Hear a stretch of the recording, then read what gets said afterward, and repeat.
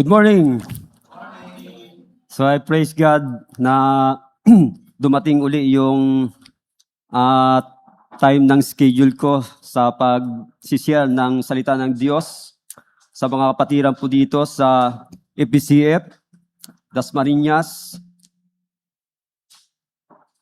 So as we start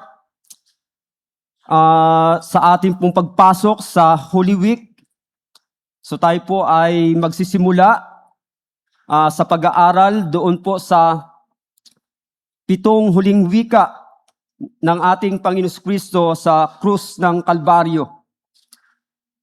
So this morning, from the book of Luke, chapter 23, verse 34, ang ating pong unang pag-aaralan sa unang 7 wika ng ating Panginoon Kristo ay yung patungkol sa pagpapatawad.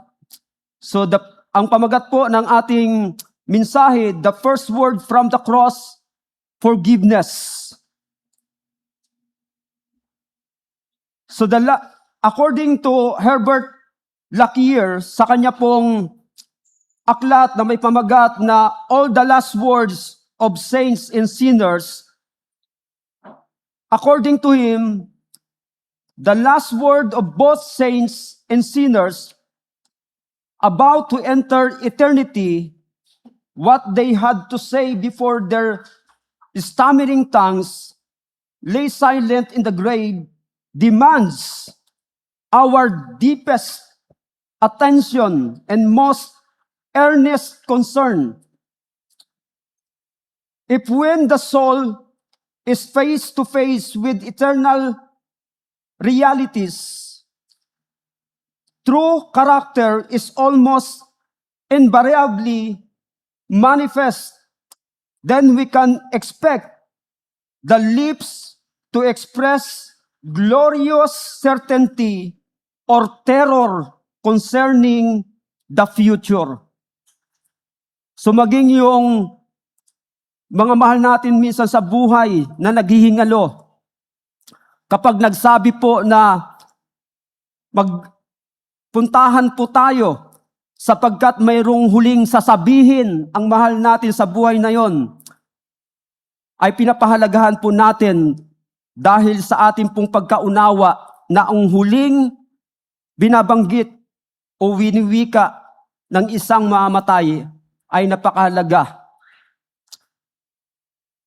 Lalong-lalo na po sa ating Panginoong Kristo, nung siya po ay naroon sa krus ng Kalbaryo at malapit na po ang kanyang kamatayan.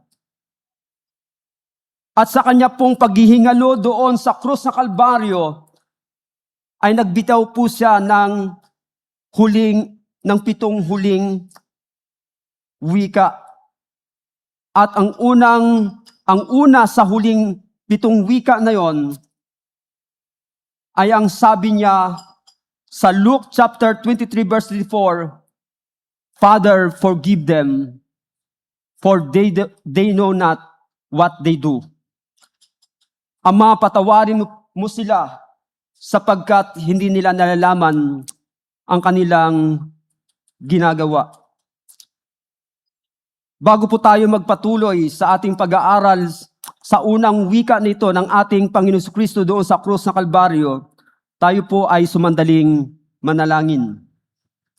Panginoon naming Diyos, banal na makapangyarihan sa lahat, kami po ay nagpapasalamat sa pagkakataong ito, Panginoon, na minsan pa ay amin pong pag-aaralan ang iyong 7 huling wika doon sa krus ng Kalbaryo, at particularly ang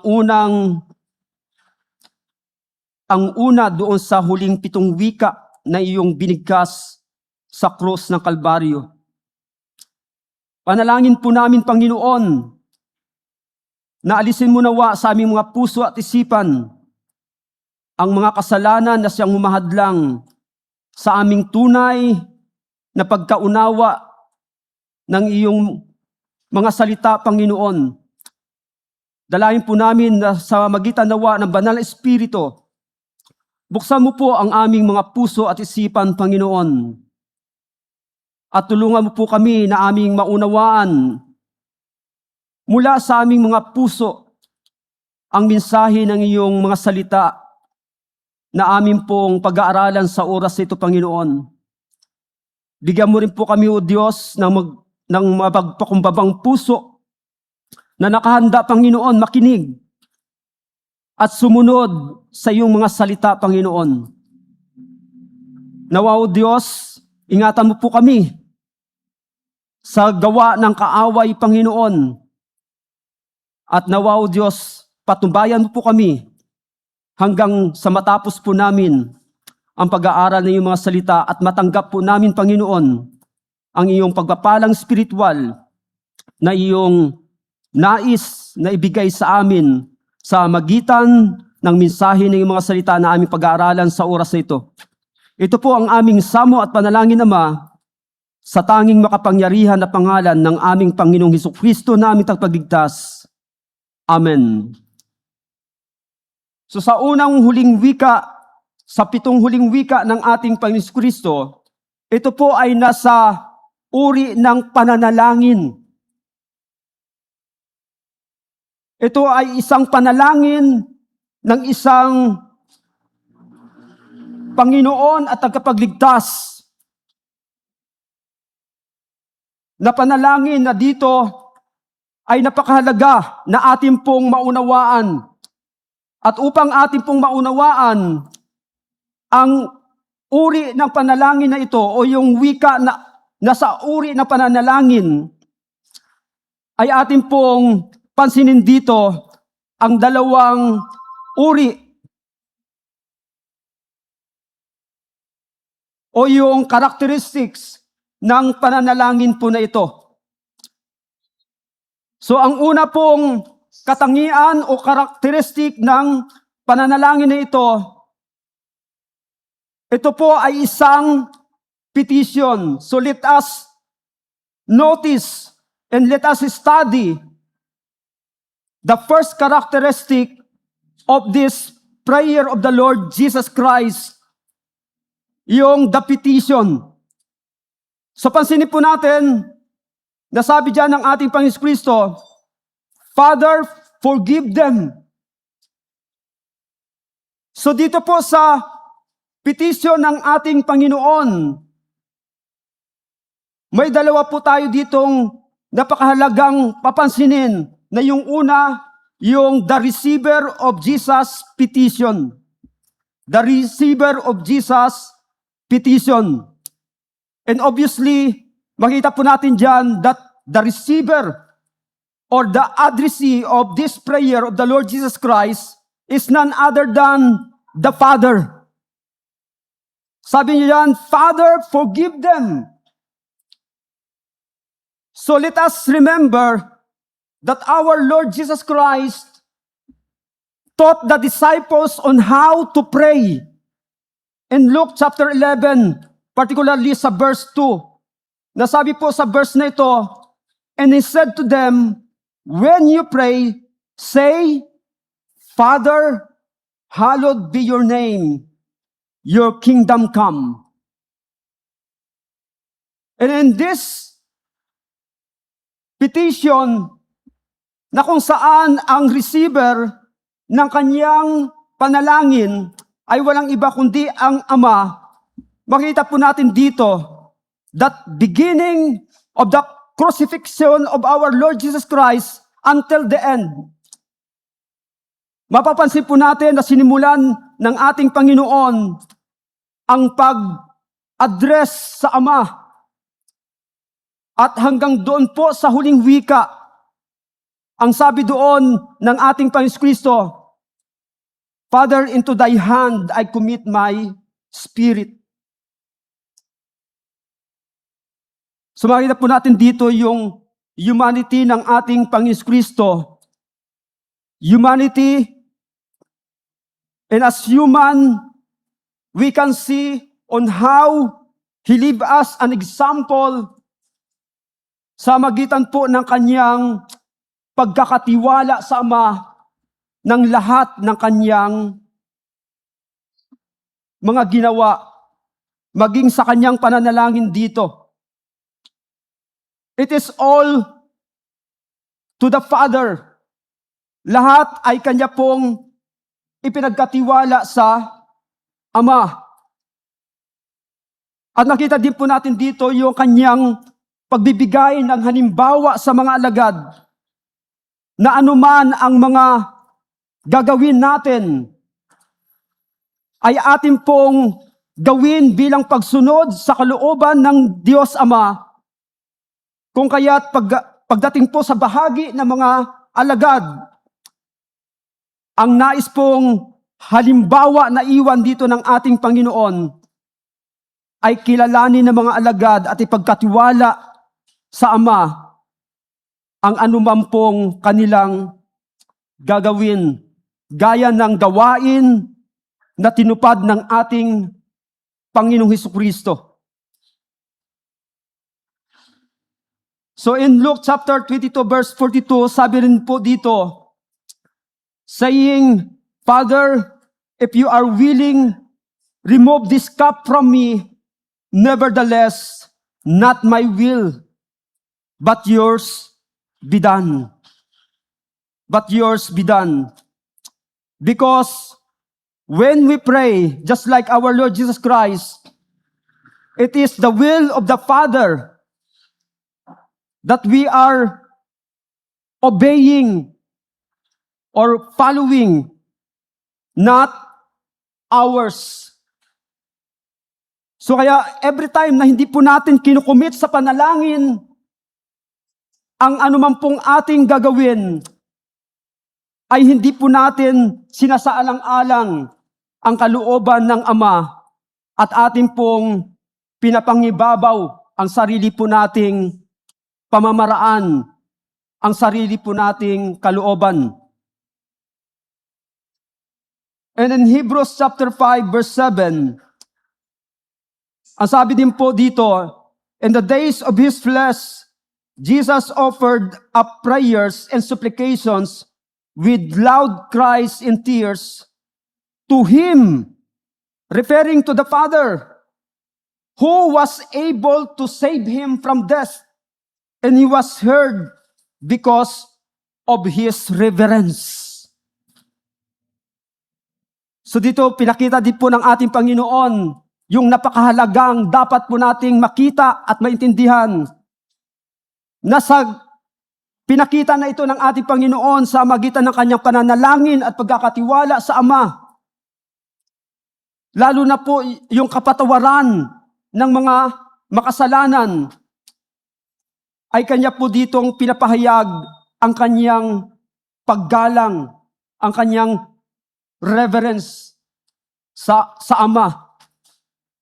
So therefore, brothers and sisters in the Lord, as we commit to God the Father everything in prayer, we give reverence to the Father. We give reverence to God.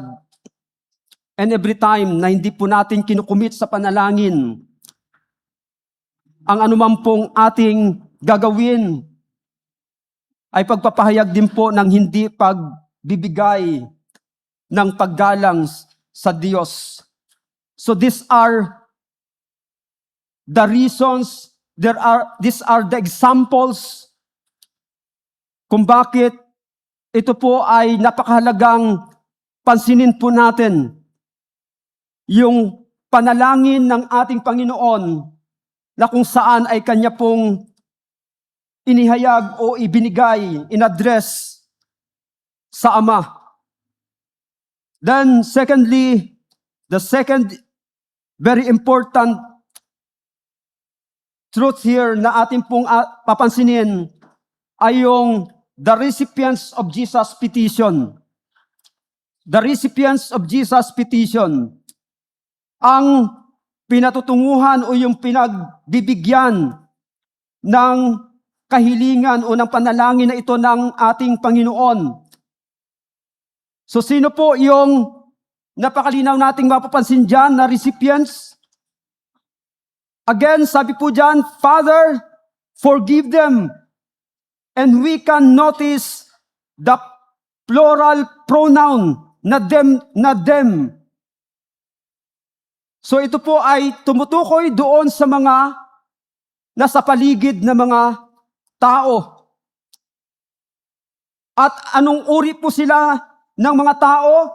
Una, they are undeserving. So yung the plural pronoun dyan na them includes Roman soldiers, Jewish leaders, mockers, and the crowd. As we can read in verses 35 to 37 of our chapter na ating pong pinag-aaralan sa Luke chapter 23. They are undeserving for this kind of prayer from the Lord Jesus Christ. Bakit? Dahil doon po sa prophecy, sa kung ano po yung gagawin ng mga tao na ito sa ating Panginoon, doon sa Old Testament, particularly in Psalm chapter 22, verses 16 to 18, ang sabi po sa mga talata na ito, "For dogs encompass me, a company of evildoers encircle me. They have pierced my hand and feet. I can count all my bones. They stare and gloat over me. They divide my garments among them, and for my clothing they cast lots." Notice mga kapatid sa Panginoon, in this passage, the people that the Lord Jesus Christ is asking to the Father to forgive them, according to Psalm chapter 22, verses 16 to 18, and particularly in verse 16, sabi dyan, they are dogs. They are company of evildoers. And because of this, indeed, they are undeserving of this prayer of the Lord Jesus Christ. But nonetheless, and yet, the Lord Jesus Christ, according to Apostle Paul in Romans chapter 5, verse 8, in this verse, Apostle Paul says, "But God shows His love for us in that while we were still sinners, Christ died for us." And clearly, in verse 10 ng Romans chapter 5, kung atin pong babasahin, kung dito po sa verse 8, ang sabi diyan, we were still sinners. Pagdating po doon sa verse 10, ang sabi po sa verse 10 ng Romans chapter 5, "For if while we were enemies, we were reconciled to God by the death of His Son." Mga kalaban tayo, mga kaaway tayo ng Diyos, and yet, He died for us.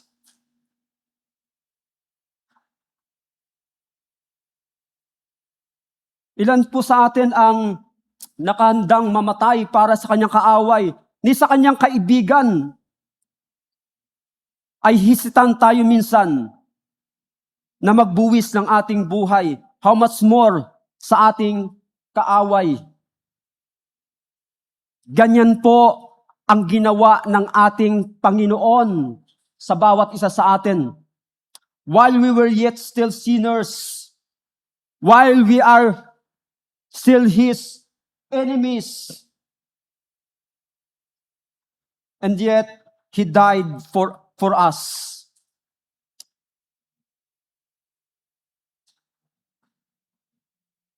We are not deserving. Hindi po tayo deserving sa biyaya ng Panginoon, sa panalangin na ito ng kapatawaran. But God shows His love for us. While we were yet sinners, Christ died for us. Then, the second kind of what kind of people yung pinapanalangin dito ng ating Panginoon. They are, secondly, unpardonable. Hindi po, hindi po karapat-dapat na patawarin. So in Him, sabi ng Ephesians chapter 5 o chapter 1 verse 7, in Him we have redemption through His blood, the forgiveness of our trespasses, according to the riches of His grace. Hindi po tayo karapat-dapat na patawarin. But then, because of the grace of God, the riches of His grace, we have redemption through His blood. Nagkaroon po tayo ng katubusan sa magitan ng dugo ng ating Panginoon Kristo.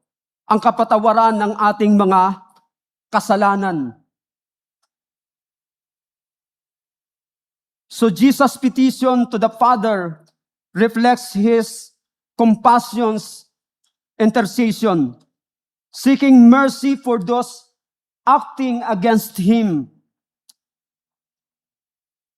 Kaya ang sabi nga po ni Charles Haddon Spurgeon, if we had no other description of Jesus, this text alone should convince us of His deity.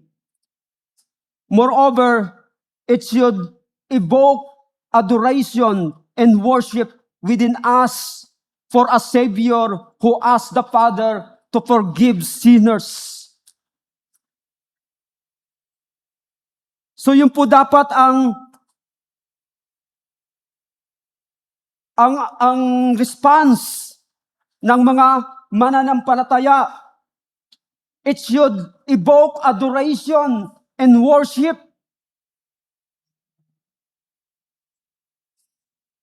Kaya sa loob ng simbahan, ano ba ang response na ginagawa ng bawat mananampalataya doon sa katotohanan that despite of being undeserving and unpardonable, yet Christ died for us for the forgiveness of our sins and for our salvation. Indeed, it should evoke adoration and worship within us. Then the second and last characteristic of this prayer of the Lord Jesus Christ as His first of the 7 last word on the cross. Ito po ay nasa uri ng pakiusap o ng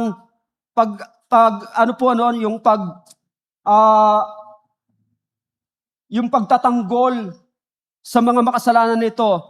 Yung pansinin natin dito yung the plea. So ano po yung sinabi diyan sa second part ng verse 34? Father, forgive them, for they know not what they do. Patawarin mo sila sapagkat hindi nila nalalaman ang kanilang ginagawa. And from these words of the Lord Jesus Christ, yung kanyang sinabi dito na, for they know not what they do. Meron po tayo ditong dalawang napakamahalagang papansinin mga kapatid sa Panginoon. Una, coming from this phrase or these words of the Lord Jesus Christ, na sabi niya, forgive them, Father, forgive them, for they know not what they do. Makita po natin dito yung the reality of ignorance. The reality of ignorance. So while guilty, the sinners did not fully comprehend. They were crucifying the Messiah. So makita po natin dito yung ignorance ng mga tao na ito at maging sa lahat ng mga tao. Kung kaya't ang ating Panginoon, as He considered the ignorance of these people na Kanya pong pinanalangin, ay Kanya pong hiniling sa Ama, Father, forgive them, for they know not what they do.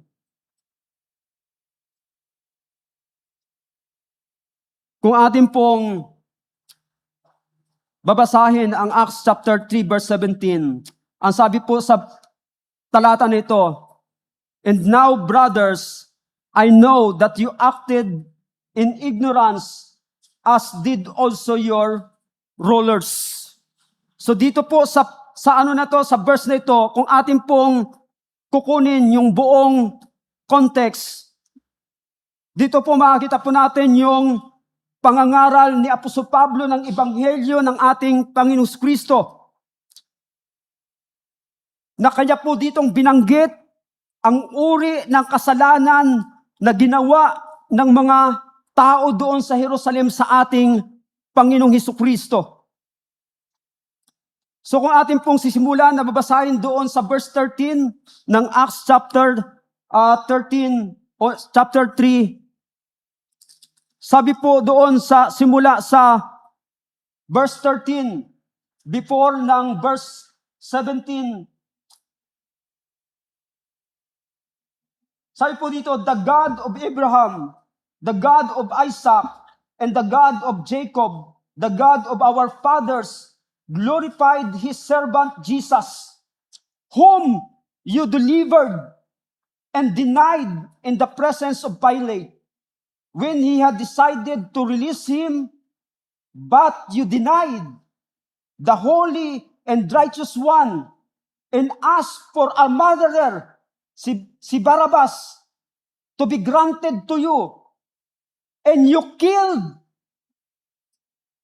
So, biro nyo, sa pagiging puspos ng Banal Espiritu ni Apostol Pedro, ay hindi po siya natakot na ikumpronta at diretsahang sabihin sa mga tao nito, "You killed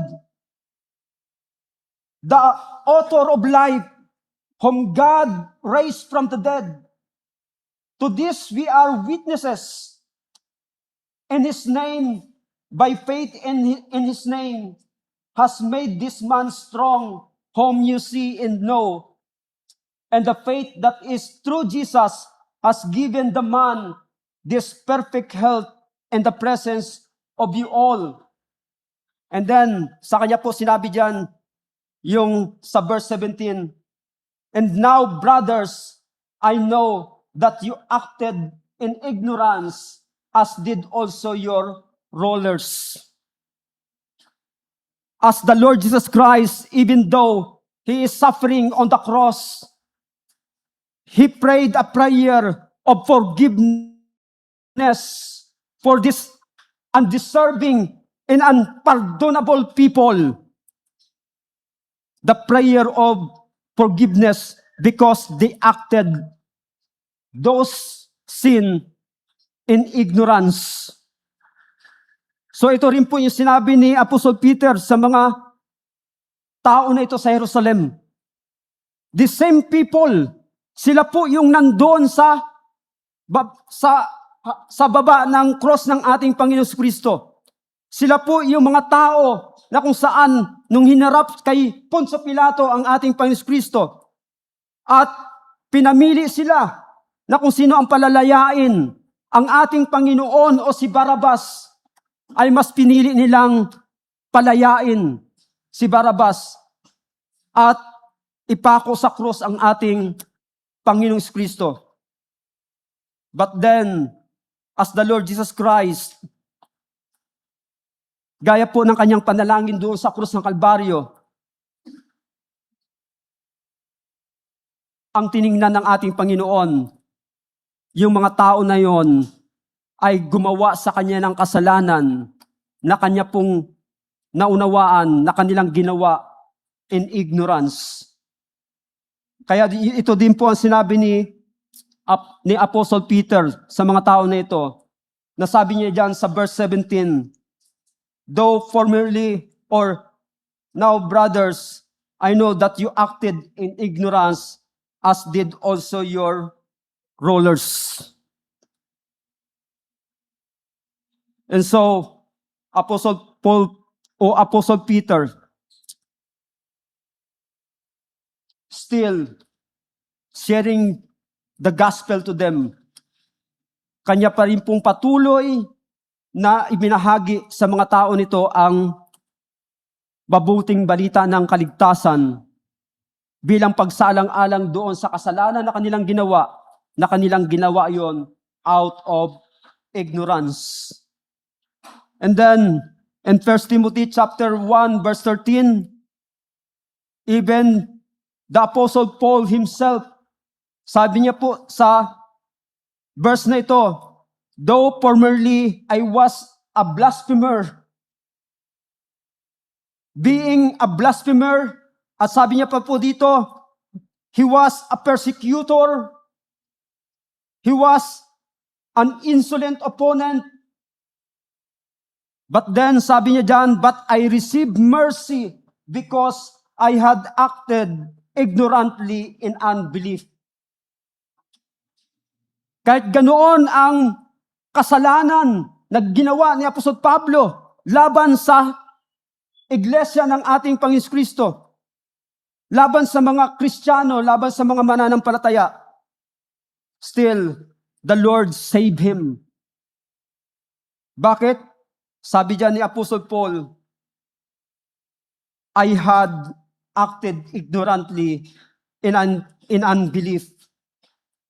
Dahil nagawa niya ang mga kasalanan na yon laban sa mga Kristiyano, laban sa mga mananampalataya, dahil sa kanyang pagiging ignorant.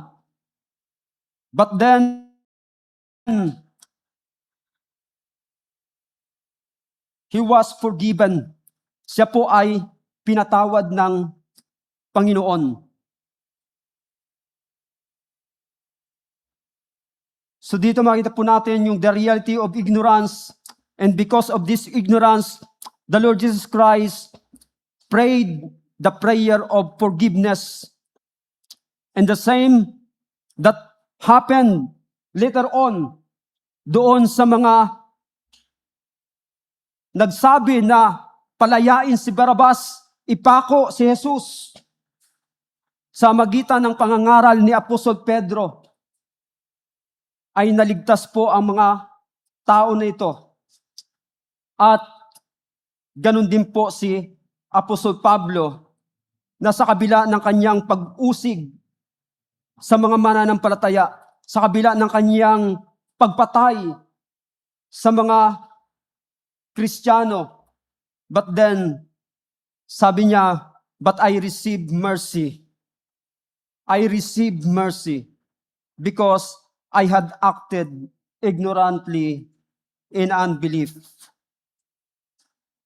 So the second very important na ating pong pansinin dito mga kapatid sa Panginoon, kanina, yung napaka-importante na dapat nating pansinin ay yung about the reality of ignorance.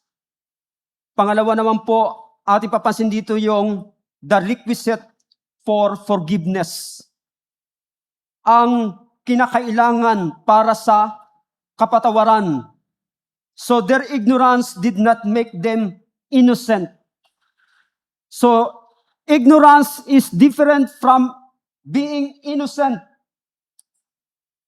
So it highlighted their profound need for grace.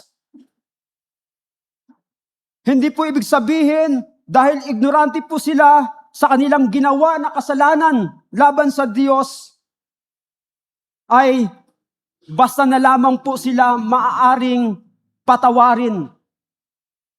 Yes, they are ignorant, but they are not innocent from their sin. And so, they need forgiveness. Kinakailangan po nila ng kapatawaran. Kailangan po nila ng biyaya ng Diyos.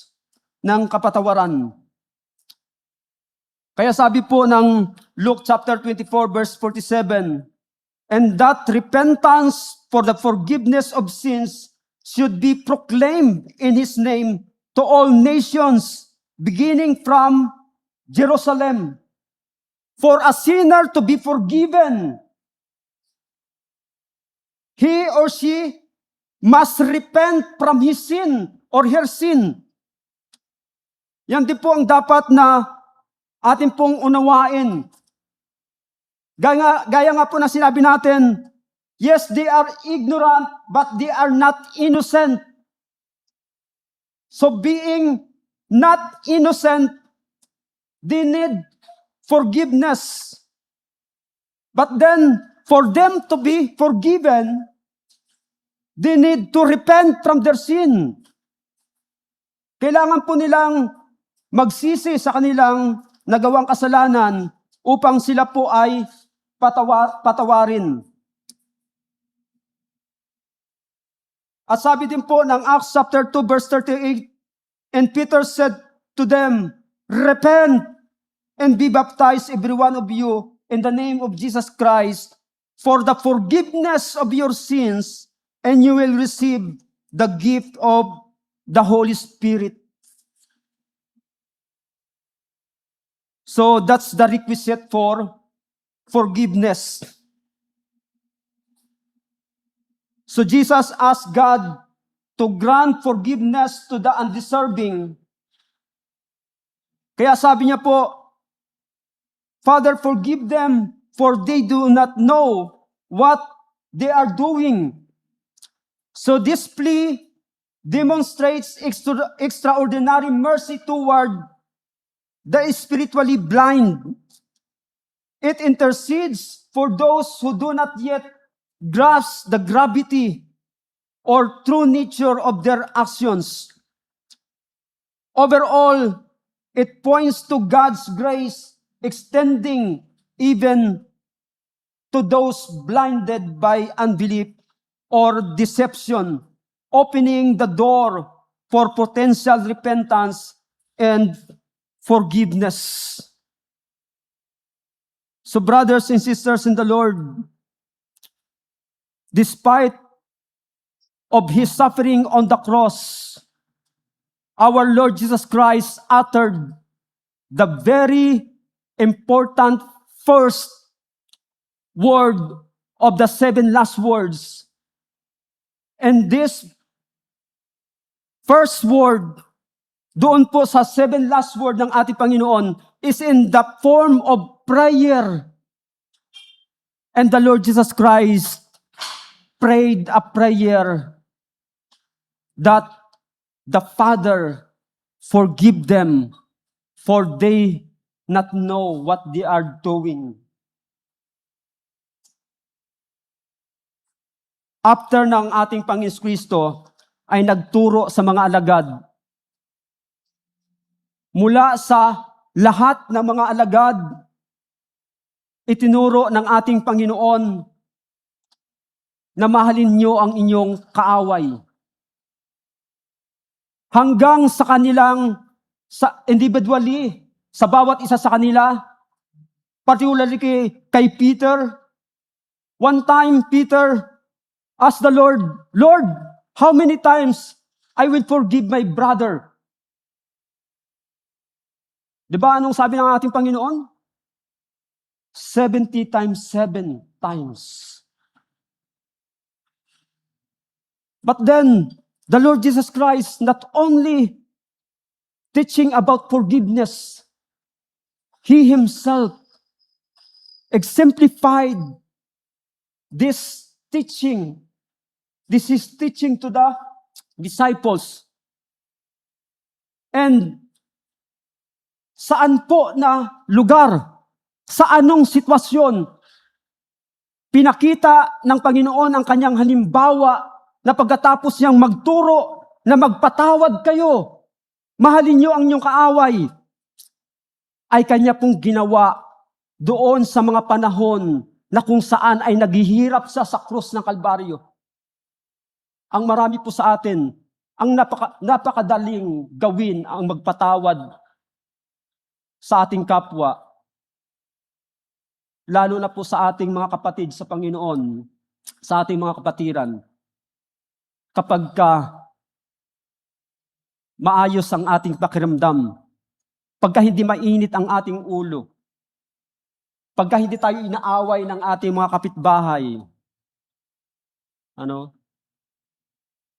But then, the Lord Jesus Christ, doon po sa napaka-hirap na kalagayan, ay ipinakita po ng Panginoon kung papaano magpatawad. Kahit pa man siya po ay naghihirap doon sa krus, ay kanya pa rin pong binanggit ang unang wika ng pagpapatawad. Father, forgive them, for they not know what they do. So in conclusion, mga kapatid sa Panginoon, yan. Siguro, na lang doon sa, pa rin, maliit pa rin. Yan, basahin ko na lang po dito sa unahan. So ito po yung question, mga kapatid sa Panginoon, sa ating pagtatapos. How then should we respond to Jesus' prayer petitioning our forgiveness? So, sa iba po sa atin na hindi po ligtas, you may have sinned in ignorance, not fully grasping who Jesus is or the weight of rejecting Him. Ignorance does not excuse sin. According to Romans chapter 1 verse 20, creation reveals God, leaving us without excuse. And God cannot ignore sin. That is why Jesus prayed, Father, forgive them. Your sin must be forgiven through faith in Christ. But your ignorance gives a glimmer of hope. The God you have ignorantly forgotten is willing to pardon. According to Isaiah 55 verse 7, let the wicked forsake his way. Forsake his way. And what is that way? The old way. The old nature. The old sin. Forsake that. Let him return to the Lord, that he may have compassion, for he will abundantly pardon. The gospel is this: trust Jesus Christ who prayed for and died for the guilty, and you shall be saved. According to Acts chapter 16 verse 31. For those who have received this forgiveness, rejoice in it. Because Psalm 32 verse 1 says, blessed is the one whose transgression is forgiven. Extend it to others. Sabi nga ni Apostle Paul sa Ephesians 4:32, be kind, forgiving one another, as God in Christ forgive you. Tell others how they can receive it. Jesus' first word from the cross shows forgiveness is available even to the worst offender. It is our Lord Jesus Christ, He Himself, who uttered the prayer of forgiveness, where as He suffering on the cross, He uttered the very loving prayer, Father, forgive them, for they not know what they do. Let us close in prayer. Panginoon naming Diyos, maraming salamat po Panginoon sa iyo po muling pagpapaalala sa amin kung gaano nga kadakila ang iyong pag-ibig sa amin, Panginoon. Na kahit pa man we are undeserving, we are unpardonable, but then Gaya po ng sabi ni Apostol Pablo, ginawa ko ang mga kasalanan niyon because of ignorance. At yun po ang tiningnan mo, Panginoon, sa amin. Kung kaya't kahit naghihirap ka doon sa krus ng Kalbaryo, ay iyo pong pinadama sa amin ang iyong pag-ibig sa magitan ng paghiling sa Ama sa panalangin. Ama, patawarin mo sila sapagkat hindi na nalalaman ang kanilang ginagawa. And so together with other people na in actuality sila ang sumigaw na ipako si Jesus sa krus, palayain si Barabas, na sa panahon ng patuloy na pagsunod ni Apostol Pedro ng ginawa ng kanyang Panginoon doon sa krus ng Kalbaryo, na tiningnan ang ignorance ng mga tao na ito, ayun din po ang kanyang tiningnan, kung kaya't kanya pong nadala sa mga tao na ito ang mabuting balita ng kaligtasan, at sila ay nakatanggap ng kaligtasan, at maging hanggang kay Apostol Pablo, na bagamat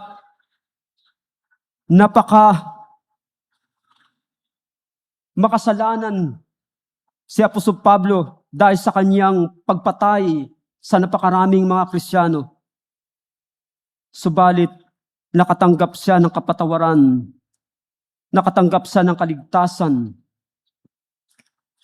dahil tiningnan ng Panginoon ang kasalanan na yon na nagawa ni Apostol Pablo mula sa kanyang pagiging ignorante. But then, O Lord, we thank you also for teaching us na dapat po namin ding unawain, Panginoon, that for us to be forgiven, we must repent from our sin. At kagaya nga po ng sabi ni Prophet Isaiah, forsake the old way. Amin na pong layuan ang mga dati naming kasalanan, ang dati naming pamumuhay, na siyang sinabi din ng aming Panginoon doon sa babae na kung saan ay papatayin sana ng mga tao sa magitan ng stone to death. But then, the Lord says to those people, ang sino mang walang kasalanan ang siyang unang bumato. In short, hindi nabato ang babaeng makasalanan. At ang sabi ng Panginoon sa babaeng yon, ako man ay hindi kita hahatulan. Subalit, yumaon ka at huwag ka nang magpatuloy sa pagkakasala. And the woman received forgiveness from the Lord. Salamat po, Panginoon, sa iyo pong pagpapaalala sa amin sa mga panahon na kung saan ay nakakaranas po kami, Panginoon, ng napakahirap na pagsunod sa iyo sa magitan ng pagpapatawad ng aming kapwa, lalo na ng aming kapatid sa pananampalataya. Dalangin po namin, Panginoon, na bigyan mo rin po kami ng kalakasan minsan pa, O Diyos, na ang halimbawa na iyong iniwan sa amin, na kahit pa man ikaw ay nasa krus ng paghihirap, Panginoon, ay ginawa mo po at iniwan sa amin ang halimbawa na kami bilang mga tagasunod mo ay gaya mo na magbigay din ng kapatawaran sa sino mang nagkasala sa amin. Nawa, O Diyos, ganun din po kami, Panginoon, sa iyong tulong at biyaya sa magitan ng kalakasan na nagmumula sa iyo. Amin din pong ipamuhay, Panginoon, ang halimbawa na iyong iniwan sa amin, na kami ay mananalangin din ng panalangin na may pagmamahal. Father, forgive them, for they not know what they do.